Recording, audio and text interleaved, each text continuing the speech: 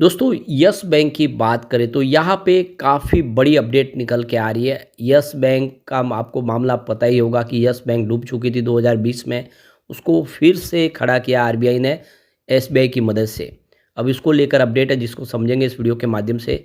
और yes bank के लिए आगे की फ्यूचर प्लान क्या है, क्योंकि इस बार रिजल्ट तो काफ़ी बेहतर रहा और हर साल की तरह हर बार की तरह बेहतर रिजल्ट ही दिया है। आगे की क्या संभावना उसको समझने की कोशिश करेंगे इस वीडियो के माध्यम से। दूसरी तरफ अगर हम ट्राइडेंट लिमिटेड को डिस्कस करें तो यहाँ पे म्यूचुअल फंड के जो लेटेस्ट आंकड़े निकल कर आए वो बहुत ही ज़बरदस्त और उत्साहवर्धक है। शेयर की प्राइस नीचे आई और उसका पूरा फायदा उठाया गया म्यूचुअल फंड की तरफ से। क्या है आगे की रणनीति उसको समझेंगे इस वीडियो के माध्यम से। साथ में यहाँ पे हम जियो फाइनेंशियल सर्विस को डिस्कस करेंगे जहाँ पे कुछ बड़ी अपडेट निकल के आ रही है जिसको समझने की कोशिश करेंगे इस वीडियो के माध्यम से। साथ में हम गुजरात टूरिज्म लिमिटेड को डिस्कस करेंगे जिसने एक शेयर के ऊपर 5 शेयर बोनस देने का फैसला कर दिया है। तो ये सारी इन संभावनाओं को तलाशेंगे इस वीडियो के माध्यम से। लेकिन फ्रेंड्स उससे पहले अगर आप पहली बार हमारे चैनल पे आए तो चैनल को सब्सक्राइब कर दीजिए, एक बेल आइकॉन दबा दीजिए ताकि जब भी नया वीडियो बने पहला नोटिफिकेशन आपको मिले। वीडियो पसंद आए तो लाइक से ज़रूर कीजिए। चलो फ्रेंड्स वीडियो स्टार्ट करते हैं। मैं हूँ आपका दोस्त एसपी दवे और हमारे अपने चैनल ऑनलाइन कमाई में आपका बहुत बहुत स्वागत है। तो सबसे पहले यस बैंक की बात कर ले। आज 18.15 पर क्लोजिंग थी, 0.11% की तेज़ी देखने को मिली। स्टॉक देख सकते हो कि पिछले कुछ दिनों से दबाव में है, लेकिन अब यहाँ से हल्की सी तेज़ी की संभावना दिखने लगी है। अब यहाँ पे जो बड़ी अपडेट निकल के आ रही है, यस बैंक ने यहाँ पे एक इंस्टीट्यूशनल इन्वेस्टर मीटिंग रखी थी 11 फरवरी को, देख सकते मंगलवार के दिन, जिसमें quantum asset management company limited, इसके अलावा star union Daiichi life insurance company limited और त्रिवेणी कैपिटल इन्वेस्टमेंट एलएलपी के साथ में इन्होंने मीटिंग रखी थी। इसके अलावा यूटीआई पेंशन फंड लिमिटेड और एक्सिस कैपिटल लिमिटेड, ये अलग अलग 5 जो मैनेजमेंट कंपनियां हैं इनके साथ में इन्होंने फिजिकल मीटिंग रखी थी और ये 12 बजे से लेके 1 बजे के बीच में दोपहर को हुई थी। ये ग्रुप मीटिंग थी, अलग अलग जो मैनेजमेंट है, जो एसेट मैनेजमेंट कंपनियां वगैरह है, और उन सब के साथ में मीटिंग की थी। यानी कुछ फैसले किए जा रहे, मजबूती के साथ आगे बढ़ने के लिए कुछ रास्ते तलाशे जा रहे। अब इसके बीच में जो बड़ी अपडेट निकल के आ रही है, मनी लॉन्ड्रिंग का जो मामला है, जो उसमें देखो डीएचएफएल के जो प्रमोटर है वाधवान बंधु, उनको जमानत दे दी है कोर्ट ने। लंबी समय से वो जेल में थे 2020 से। तो देखो कि यह मामला यस बैंक के जो संस्थापक है राणा कपूर और डीएचएफएल के वाधवान बंधुओं से जुड़ा 4,000 करोड़ रुपए का जो एक ऋण घोटाला था उसको लेकर जुड़ा। इस पर रिश्वत का मामला था। तो देखो कि सीबीआई की तरफ से वाधवान बंधु कपूर जो थे और कई अन्य खिलाफ आपराधिक साजिश भ्रष्टाचार के मामले दर्ज किए गए थे और ईडी ने मनी लॉन्ड्रिंग की जांच शुरू की थी। तो बॉम्बे हाई कोर्ट ने 2020 के yes bank money laundering case के सिलसिले में डीएचएफएल के प्रमोटर धीरज और कपिल वाधवान को जमानत दे दी है। हाई कोर्ट ने कहा कि वे लंबे समय से जेल में है और मुकदमा जल्द शुरू होने की कोई संभावना भी नहीं है। तो देख सकते हो कि जज मिलिंद जाधव की एकल पीठ ने बुधवार को दोनों भाइयों को 1-1 लाख रुपए के मुचलके पर जमानत दे दी। पीठ ने कहा कि दीवान हाउसिंग फाइनेंस लिमिटेड के प्रमोटर 4 साल और 9 महीनों से हिरासत में है। निकट भविष्य में अभी फिलहाल मुकदमा शुरू होने की संभावना नहीं दिख रही है। हाई कोर्ट ने कहा कि एक विचाराधीन कैदी को इतनी लंबी अवधि तक हिरासत में रखना संविधान के अनुच्छेद 21 से प्राप्त त्वरित सुनवाई के उसके मौलिक अधिकार का उल्लंघन है। अदालत ने कहा कि मेरी राय में आवेदकों को अधिक कार्यवाही की आवश्यकता नहीं है। वे इस स्तर पर मामले की योग्यता में प्रवेश किए बिना जमानत के हकदार हैं। हाई कोर्ट ने आदेश दिया है कि मुकदमे की वर्तमान स्थिति और निकट भविष्य में इसके निष्कर्ष पर पहुंचने की संभावना नहीं होने और मुकदमे से पहले कारावास को देखते हुए व्यक्तियों को जमानत दी जाती है। पीठ ने कहा कि दोनों भाइयों पर ऐसे अपराधों के लिए मामला दर्ज किया गया है जिनमें अधिकतम 7 साल की सजा हो सकती है। हाई कोर्ट ने कहा कि इस मामले में वाधवान बंधु 2020 से हिरासत में लगभग 4 साल और 9 महीने से जो दोष सिद्धि पर लगाए जाने वाले कारावास की अधिकतम अवधि के से करीब आधे अधिक वो उन्होंने समय जो जेल में निकाल दिया है और ऐसे में अब उनको बाहर आना चाहिए। अदालत ने विशेष अदालत की तरफ से पारित किए गए आदेशों पर भी गौर किया जो मामले में सुनवाई करेगी।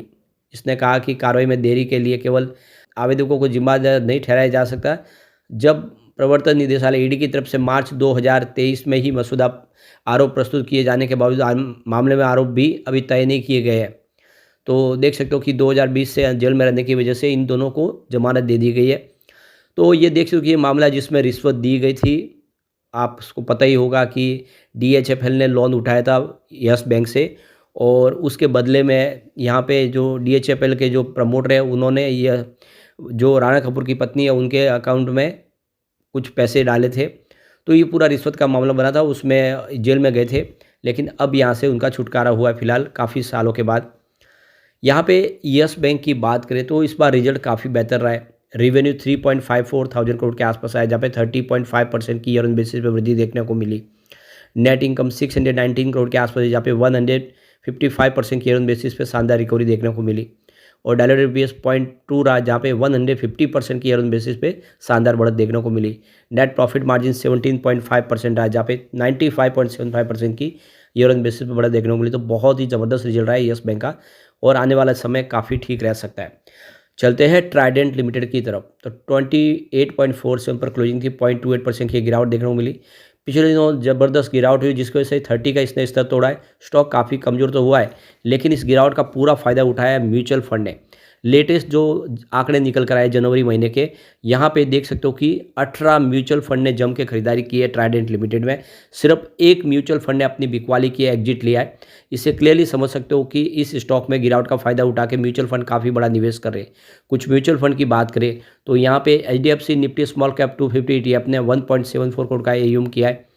Nippon India Nifty small cap 250 index fund regular growth ने 4.08 करोड़ का AUM किया है। SBI Nifty small cap 250 index fund regular growth ने 2.60 करोड़ का AUM किया है। इसके अलावा Motilal Oswal Nifty small cap 250 index fund ने 1.71 करोड़ का AUM किया है। तो ये कुछ म्यूचुअल्स फंड है, उन्होंने काफ़ी अच्छा निवेश किया, और भी है लेकिन अब सबको डिस्कस करने तो वीडियो लंबा हो जाएगा। लेकिन आप देख सकते हो कि निवेश काफ़ी अच्छा है। वैसे इस बार रिजल्ट काफ़ी कमजोर आया ईयर ऑन बेसिस पे। रेवेन्यू 1.68 थाउजेंड करोड़ के आसपास है, जहाँ पे 8.34% की ईयर ऑन बेसिस पे गिरावट देखने को मिली। नेट इनकम 79.7 करोड़ रही, जहाँ पे 26.73% की ईयर ऑन बेसिस पे गिरावट देखने को मिली। डायलूटेड EPS 0.15 रहा, जहाँ पे 31.82% की ईयर ऑन बेसिस पे गिरावट देखने को मिली। और नेट प्रॉफिट मार्जिन 4.74% है, जहाँ पे 20.07% की ईयर ऑन बेसिस पे गिरावट देखने को मिली। तो आंकड़े निराशाजनक थे और इस वजह से शेयर की प्राइस भी नीचे आई। चलते हैं जियो फाइनेंशियल सर्विस की तरफ। 227 पर क्लोजिंग थी, 0.12% की तेज़ी देखने को मिली। स्टॉक काफ़ी नीचे आ गया और आपको पता ही होगा कि जब जियो रिलायंस से ही अलग हुआ उस समय 262 के आसपास बाजार में लिस्ट हुआ था, उससे भी काफ़ी नीचे आ गया। लेकिन अब डिजिटल बैंकिंग के मामले में कंपनी का जो फैसला है वो काफ़ी बड़ा है, रिवॉल्यूशन लाने वाला है। इंडिया की न्यू डिजिटल बैंकिंग में रिवॉल्यूशन लाएगा जियो फाइनेंशियल सर्विस। काफ़ी सारे नए फैसले किए जा रहे हैं। जियो फाइनेंस एक देख सकते हो डिजिटल बैंकिंग में लीडर बनने की तरफ आगे बढ़ रहे हैं। लगातार बहुत सारे नए यहाँ पे फैसले किए जा रहे हैं, क्योंकि अब इन्होंने AI को अपनाया है। अब देखो कि AI के माध्यम से वो डाटा एनालिस्ट करके और लोगों को बेहतरीन सेवाएं दे पाएंगे। AI टेक्नोलॉजी लेटेस्ट टेक्नोलॉजी है और इसको अब देख सकते हो अपने बिजनेस में इन्होंने अपना लिया है। तो आने वाले समय में काफ़ी सारे पार्टनरशिप फिनटेक कंपनियों के साथ में की जा रही है और काफ़ी सारे डिजिटल वॉलेट्स वगैरह और दूसरी और प्रोडक्ट इन्होंने लॉन्च कर दिए है। यहाँ तक कि स्मार्ट गोल्ड सर्विस भी लॉन्च कर दी है। तो ये सारी बातें साबित कर रही है कि जियो फाइनेंशियल आने वाले समय धमाका कर सकता है। लोग लेकिन परेशान बहुत ज़्यादा है क्योंकि इसकी शेयर की प्राइस नीचे आई है। तो इसके पीछे वजह है कि बिजनेस पूरी तरह से शुरू नहीं हुआ, लेकिन जो बिजनेस जब शुरू हो जाएंगे तो यह किसी के रोके रुकने वाला नहीं है। इसके बिजनेस ही बिल्कुल वैसे है। तो जियो फाइनेंशियल के माध्यम से एक new era of banking begins हुआ है। आप देख सकते कि यहाँ पे एक नई शुरुआत है डिजिटल बैंकिंग को लेकर। एक नई टेक्नोलॉजी, एक नई उम्दा क्वालिटी लोगों के सामने लाई जा रही है जियो फाइनेंस के माध्यम से। इसके अलावा स्ट्रेटेजिक पार्टनरशिप की जा रही है जिसके माध्यम से बिजनेस को और फैलाया जा सके। ये बहुत सारी जो बात है। इसके अलावा जो इसका जो आपके जो मार्केट का जो अनुभव है वो लीडरशिप क्वालिटी है इनकी, और इसीलिए आने वाले समय ये बाज़ार में लीडर बन सकते हैं। साइज जो भी बिजनेस हो, लेकिन कंपनी का कारोबार काफ़ी बेहतर दिखाई दे रहा है। ऐसे में एक अच्छा मौका इसमें। और शेयर की प्राइस कम होने के पीछे वजह ये रही है कि यहाँ पे देख सकते हो कि FI लगातार बाजार से पैसा निकाल रहे और उनका जो निवेश है यहाँ से भी निकला है। तो 223 रुपये का जो लो बना है, ये 52 वीक का नया लो बना है। कंपनी का मार्केट क्या 1.45 लाख करोड़ के आसपास आ गया है। रिटेल इन्वेस्टर के पास कंपनी की 24.6% की हिस्सेदारी है और रिटेल इन्वेस्टर का ये फेवरेट स्टॉक है, लेकिन इसने काफ़ी ज़्यादा लोगों को रुलाया है। ये उनकी जो निवेशक है उनकी उम्मीदों पर पानी भी फेरा है। और यहाँ पे देखें दिसंबर 2024 की जो तिमाही में FI ने इस स्टॉक में बिकवाली की है, उनकी हिस्सेदारी 16.9% के आसपास थी। Q2 में जो घट के 15.6% के आसपास आ गए, जिसकी वजह से भी शेयर की प्राइस नीचे आई है।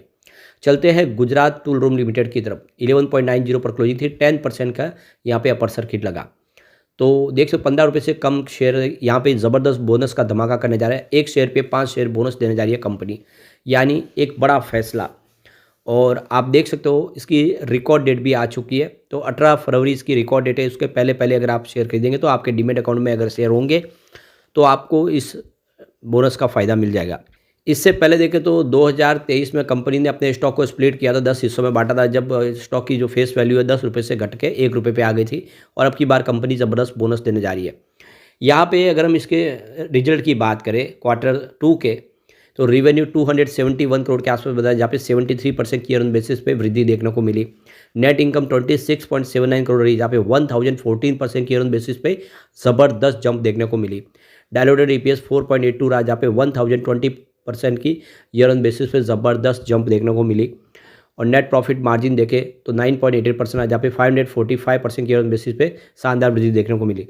तो काफ़ी ज़बरदस्त बिजनेस रहा है, रिजल्ट अच्छा रहा है। कंपनी माइंस और मिनरल्स का बिजनेस करती है और आने वाले समय कुछ धमाका कर सकती है। कंपनी के फंडामेंटल देखें तो कंपनी एक स्मॉल कैप कंपनी है और इसका मार्केट कैप 276 करोड़ का है। करंट प्राइस 11.90 है। लो अगर आप देखें तो इसका 10.20 का और हाई 45.90 का है। फिलहाल स्टॉक अपने निचले लेवल के आसपास है। स्टॉक का PE देखें तो 2.35 का है। उसकी बुक वैल्यू 14.80 की है। तो स्टॉक अपनी बुक वैल्यू से भी नीचे है इस समय। और 8.40% का कंपनी डिविडेंड देती है, आपको अपने प्रॉफिट में हिस्सेदार बनाती है कंपनी। और ROC इसका 1.79% है, ROE 170% है। और इसकी फेस वैल्यू देखें तो 1 रुपीज़ के आसपास है। तो देख सकते फंडामेंटल काफ़ी अच्छे पेनी स्टॉक होने के बावजूद भी।